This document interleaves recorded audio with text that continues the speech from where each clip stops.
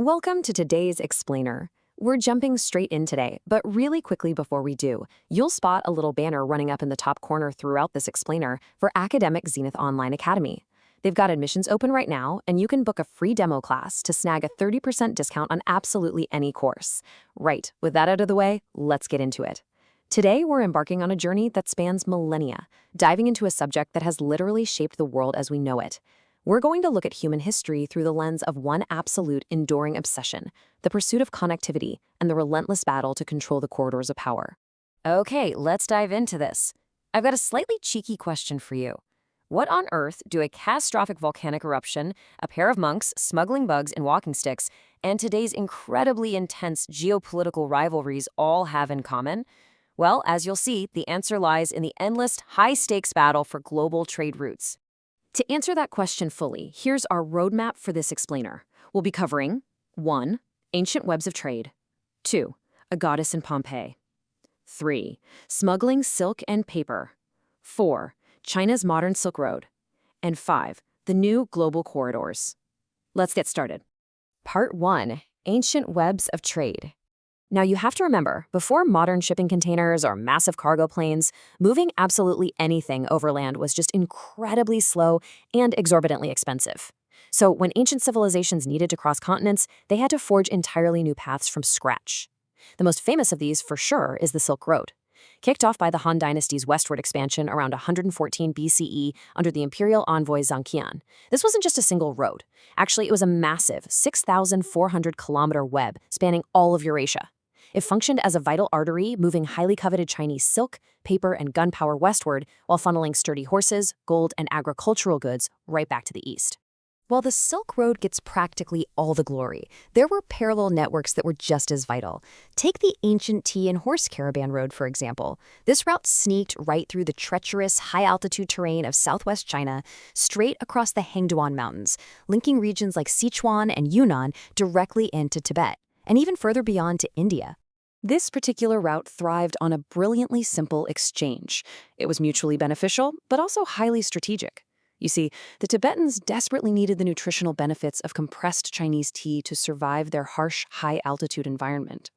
In return, the Chinese dynasties absolutely required sturdy, reliable Tibetan war horses to fight off nomadic invaders up north. This tea-for-horse trade was so lucrative and so incredibly consistent that the little stations where traders stopped eventually evolved into permanent communication links and vibrant, bustling towns like Lijiang and Kanding. Part 2. A goddess in Pompeii. Right, let's shift our narrative geographically westward over to the Roman Empire. This is really going to show us just how astonishingly far these ancient supply chains reached. In 79 CE, the catastrophic eruption of Mount Vesuvius buried the wealthy Mediterranean city of Pompeii under meters and meters of volcanic ash.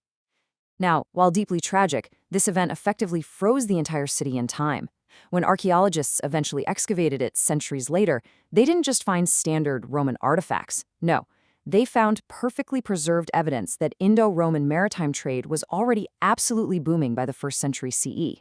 So the crucial point is what they found in 1938. A stunning 25-centimeter ivory figurine of a female deity. For decades, it was dubbed the Pompeii Lakshmi, believed to be the Hindu goddess of wealth. However, modern art historians furiously debate this. Because the figure wears exceptionally heavy jewelry but lacks traditional Lakshmi symbols like the lotus flower, many experts now argue she's actually a Yakshi, which is an Indian nature or tree spirit.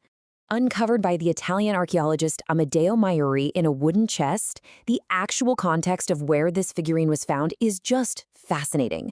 It was located right next to a dye house, which strongly hints at the lucrative trade of Indian indigo. With an inscription at its base and a stylistic match to carvings from Bokurdon in western India, this tiny artifact serves as a profound testament to ancient globalization. It literally proves that diverse, luxury commodities were successfully crossing vast oceans over 2,000 years ago. Mind-blowing, really. Part 3. Smuggling silk and paper. Moving into the 6th and 8th centuries, trade wasn't just about moving goods anymore. It became about stealing the very means of production. Welcome to the world's earliest and perhaps most dramatic instance of industrial espionage. For centuries, the Chinese held a tremendously strict monopoly on silk.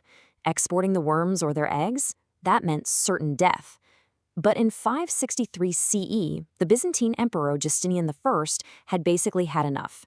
He dispatched 2 Eastern Orthodox monks to act as spies. They traveled all the way to China, stole the highly guarded silkworm eggs, and managed to smuggle them all the way back to Constantinople. How? They hid them perfectly inside their hollow bamboo walking canes. This thrilling heist successfully birthed a booming Byzantine silk industry. Let's move on and see how this all builds. Looking at the timeline, we trace this connectivity from the early Silk Road to global trade in Pompeii, straight through to the Byzantine Silkworm Heist. But the next massive shift in global power and the transfer of a completely world-changing technology happened on a battlefield in 751 CE. This was the Battle of Talas. It saw the westward expansion of China's Tang dynasty collide head-on with the eastward expansion of the Abbasid Caliphate, right near modern-day Kazakhstan. The battle was fiercely fought, but it ended suddenly when Karluk Turkic mercenaries abruptly defected to the Abbasid side. This stinging defeat halted Chinese westward expansion entirely, and it shifted the geopolitical landscape of Central Asia for centuries to come. But here's the thing. The most significant outcome of this clash wasn't land. It was knowledge. The Abbasid forces captured several highly skilled Chinese artisans, specifically papermakers. These prisoners were put to work transferring the tightly held secret of papermaking directly to the Islamic world. Paper was just vastly superior, cheaper than parchment, and way more durable than papyrus. This single event dramatically accelerated global literacy, administration, and record-keeping, eventually spreading to Europe and permanently altering the course of human history. Part 4. China's Modern Silk Road.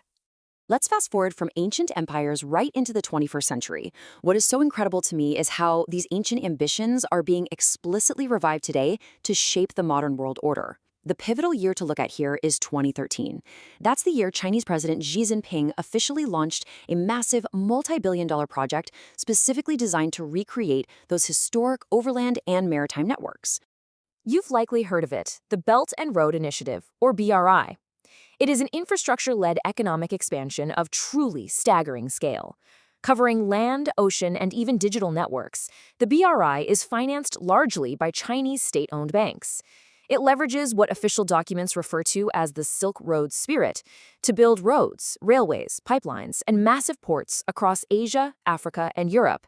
Ultimately, the aim is to reduce trade costs, forge deep economic dependencies, and integrate entire regions under a new commercial umbrella.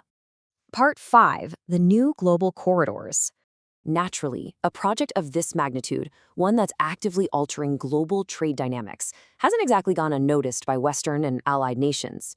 Unveiled at the 2023 G20 summit, the India, Middle East, Europe Economic Corridor, or IMEC, emerged as a direct multi-modal countermeasure. Backed by a really powerful coalition, including the US, India, Saudi Arabia, the UAE, and the European Union, IMEC is designed to link India to Europe via the Middle East. It's essentially challenging China's infrastructure dominance by offering an alternative pathway for global trade. And this brilliantly illustrates the fundamental differences between the two competing strategies. Just notice the contrast here.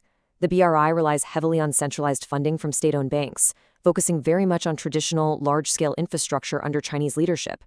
IMEC, on the other hand, pivots toward joint investments, private sector funding, and smart green energy, all managed through a collaborative, multi-nation structure. Two very different visions for the future of trade. So, what should we take away from all of this? Well, the mechanics of power haven't fundamentally changed at all, only the technology has. Whether we're talking about the ancient Han dynasty seeking war horses, Byzantine monks stealing silkworms, or the modern EU investing in green energy corridors, the lesson is exactly the same. Control of global connectivity equals both immense power and deep vulnerability. Which leaves us with one final thought to ponder. We've traced the incredible evolution of global trade, from hollow bamboo canes hiding stolen eggs, all the way to multi-billion-dollar green energy corridors. As these ancient echoes of the Silk Road continue to shape our multipolar future, the ultimate question remains: who will control the trade routes of our century? Thank you so much for joining me for this explainer, and keep your eyes on the horizon.